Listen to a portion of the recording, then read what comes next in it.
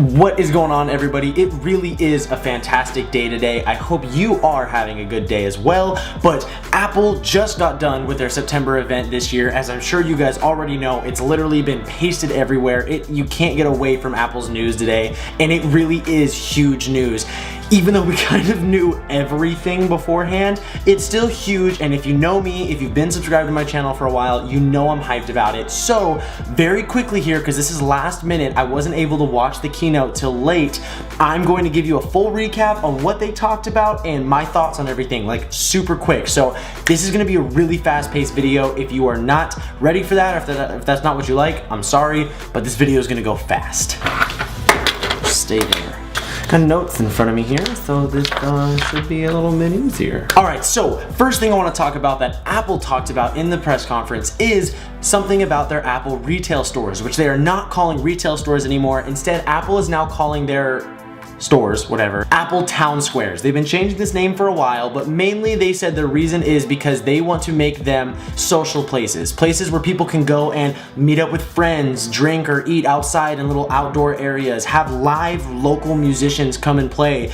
Places where like artists can come and show off creations, and just like these, I guess like Starbucks on steroids is kind of the vibe that I got, like a social Starbucks vibe, like, hey kids, come do your homework here kind of stuff, but like way crazier. Sort of the concept ideas that they showed actually looked really cool. So if their Apple stores end up being this big social space like that, I'm totally in for that because it's free. Why would anyone complain about that? And it looks awesome, and just come celebrate Apple, I guess. I'm in. The very first product that Apple showed off in their keynote today was the Apple Watch. They talked about how crazy the Apple Watch has been selling, how universally loved it is. One little fun fact that they said that I thought was really incredible is that as of now, Apple Watch is officially the #1 watch in the world. Like from last year, Apple Watch beat out Rolex. That's just kind of blows my mind that out of the entire world, Apple Watch is the #1 watch. So, wow, kudos. And then after they got done bragging about how good the Apple Watch has been doing, they introduced the Apple Watch Series 3.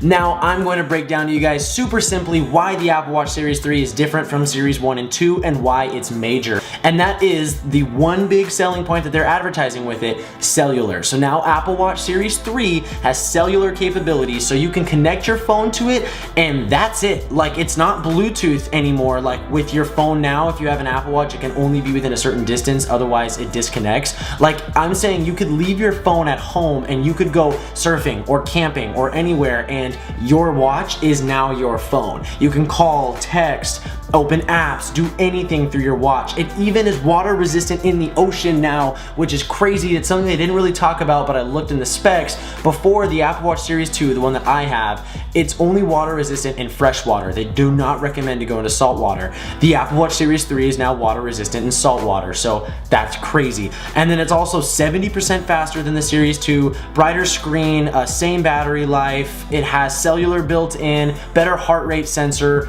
all the same size as the Series 2, and it's taking over the price of the Series 2.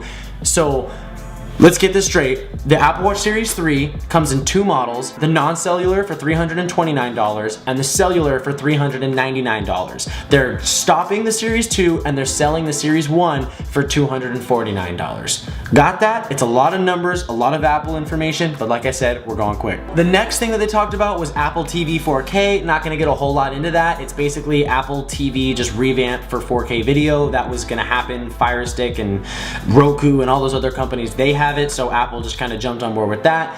Great, maybe I'll get it one day, I don't really know. And then the big reason, the reason why everyone's freaking out today, the reason why today even matters, to be honest, is the iPhone. So here we go. Apple announced the iPhone 8 and the iPhone 8 Plus, which means they are officially killing the S line, the S7S, whatever, is not a thing. I don't think it will ever be a thing anymore. I think the 6S was the last time we will ever see an S iPhone model, because I think Apple doesn't really like how it doesn't differentiate their phones enough, and it makes people feel like it's not really that much of an upgrade, so they're stopping that completely. The iPhone 8 and 8 Plus now have glass backs, which has some people freaking out. I'm actually a huge fan of that because the iPhone 4 and 4Ss were like my favorite iPhones. I loved the 5s, but the 4 and the 4S just looked very luxurious. They looked very clean. The glass was awesome. Yes, the glass back can shatter. Apparently this one's the most durable glass that's ever ever been in a smartphone, so we'll see, but we will find a way to break it. Also, now in the new iPhones, you can change the lighting in portrait mode, which is crazy, either before or after you take the photo. Like professional photography, you can change the type of lighting, which is just mind-blowing to me how they're able to do that in a phone. Also, now you can record 4K at 60 frames per second, which just is amazing to me. Like, that's better than the camera I'm using right now. So I may be starting to shoot all my videos on an iPhone. You can shoot 1080p video at 240 frames per second, which means insane slow motion. I'm down for that. Then Apple went on for a long time and talked about AR, augmented reality, and how Apple is trying to be like the driving force for AR. They are trying to be the people that really push AR into the smartphone market. I think they're trying to adopt it the most, and they showed us why. They have made their cameras like they have integrated AR into the very source of the new cameras, which is really awesome because I do think AR is much more the future than VR. AR has a lot more useful capabilities to it, so it's really cool seeing a company as big as Apple adopting that very early on and messing with it and just kind of showing it to the masses and getting it started in a really good way. So that'll be cool. Also with the AR, something they showed was that you can, like, if you're camping, you can just point your phone's camera up there and it will show you like constellations in real time, which just looks amazing. And then finally, like 5 years after it was a new thing, Apple integrates wireless and fast charging into the new iPhone. So really the most I can say about that is it's about time, Apple. I'm really glad that it's there. Just what was the holdup? Why did it take so long? I know it was because the other phones were made out of aluminum and you can't do the wireless charging with aluminum, now they're glad, but I'm just saying it took a long time, like longer than I think it needed to. And then boom, we made it. Guys, we're here. I hope how fast I've been talking hasn't annoyed the crap out of you already, because it's kind of annoying me right now. Here it is, the creme de creme, the top tier, the icing on the cake, the thing that I want to talk to you guys about, the iPhone X. Or the iPhone 10. I'm calling it the iPhone X because the iPhone 10 doesn't make sense to me. I get that it's the 10th anniversary, it's been 10 years, but we haven't been to iPhone 9 yet, so why are we coming out with the iPhone 8 and the iPhone 10 in like the same time?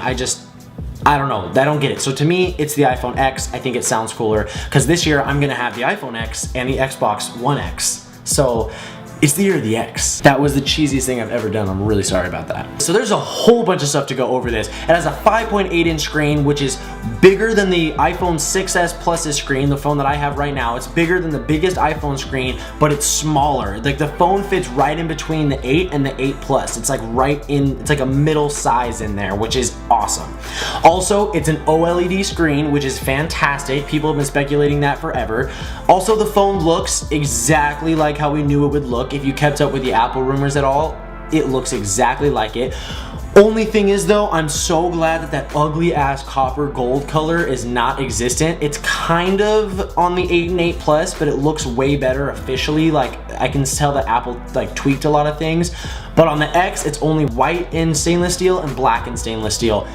Again, looks just like the iPhone 4 and 4S, but way cleaner. Like they went back to the 4 and 4S look and just made it look so much better and more modern and a full screen. The whole thing is a screen. It's just, oh, I want it so bad. I'm so mad we have to wait so long. So now where there's no home button, you guys swipe up to go to the home screen instead. And then you swipe up and hold it there to access your other apps and like multitasking.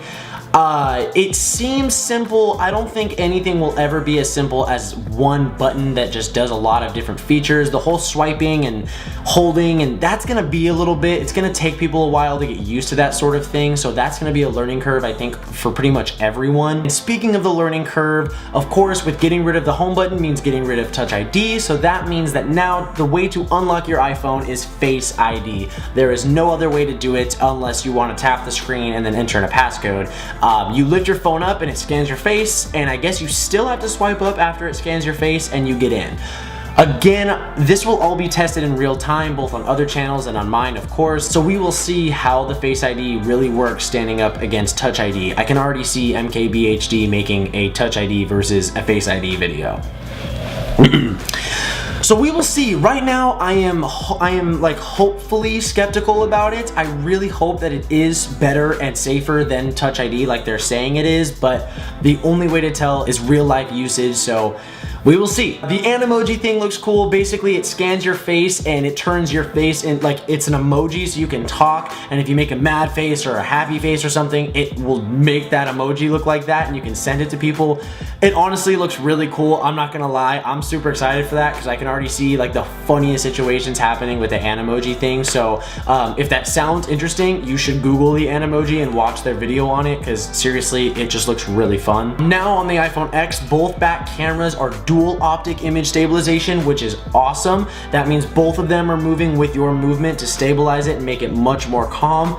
Awesome. And then a really cool thing on the iPhone X alone is because it has all this crazy like facial recognition software in it, you can now take portrait mode pictures via the selfie camera. So now you can take a picture of yourself, like a selfie, with the background blurred and with all the crazy lighting effects that it has now in portrait mode, like, but on the front camera. It's just really cool. Now I think the most important information for you guys to know is the 8 and 8 Plus goes on pre-order on Friday and ships out next Friday. The iPhone X, however, doesn't go on pre-order until the end of October, on October 27th, and then it ships out November 3rd, I believe. And the 8 is priced at $700, $800, and then the X is priced at $1,000. And the gigabyte storage now is just 64 gigabytes and 256 gigabytes. So you only have 2 storage options, no more 32 gigabytes, which is good. I think 64 should be the least, but wow, I'm gonna spend a pretty penny on this phone because let me tell you guys, I am 100% going to wait even longer for the iPhone X, and I'm going to pre-order that, and I'm gonna get it in 256 gigs. I'm gonna get the black and stainless steel. I'm gonna unbox it, review it on this channel like I did last year with the iPhone 7. So I could not be more hyped about this. I thought I was gonna hate that little indent at the top of the phone. I thought it was gonna be so dumb to me, but seeing it in use and seeing how they put the battery life and the different icons up there, and that's where you swipe down for Control Center, looking at it with full video, I think it actually looks better like that than if they kept a black bar up there. I think the black bar would look weird, but the fact that it's like edge to edge screen, it really does make it look ergonomic and flow better, so I get that now, and I'm a huge fan of it. So yeah, I hope this insanely fast, weird video was cool to you guys. If you learned something in this video that you didn't already know about Apple's new products, then I did my job and I'm super happy. Let me know that in the comments below. If you have comments on the new products, if you love them or hate them or just think that this whole thing is stupid and you don't get why people are as excited as I am, let me know. This whole thing is about opinions. I'd love to know your guys' thoughts on the new Apple products. Like I said, that'll do it, guys. I will see you very soon.